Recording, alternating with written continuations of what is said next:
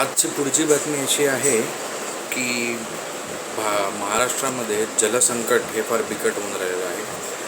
मला वाटतं एका महिन्यापूर्वी साधारणपणे असं सांगण्यात आलं होतं बातम्यांद्वारे की 32% पाणीसाठा हा विविध धरणांमध्ये मोजून 32% पाणीसाठा बाकी आहे. आणि आजच्या बातमीनुसार मला वाटतं की दैनिक लोकमतला बातमी आहे. आजच्या बातमीनुसार पाणीसाठा धरणातला पाणीसाठा हा 28%वर आलेला आहे. सो हा अजून कमी झालेला आहे आणि अजून पूर्ण मे महिना जायचा आहे.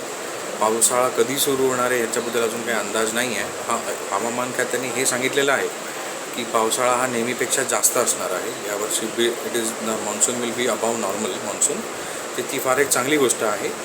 पण तो पाऊस कधी येतो आणि पाऊस सुरू कधी होतो त्याच्या बेसिसवर ठरणार आहे की हे पाणी संकट आपल्याला किती भेडसावणार आहे. तर ही बातमी ऐकून माझी सगळ्यांना विनंती आहे की पाणी आपण जपून वापरावे, पाण्याचा नाश टाळावा, जेणेकरून आपल्याला पाणीसाठा जास्तीत जास्त दिवस सांभाळून ठेवून जेव्हा का पाऊस येईल तोपर्यंत हा पाणीसाठा साठला गेला पाहिजे. काळजी घ्यावे.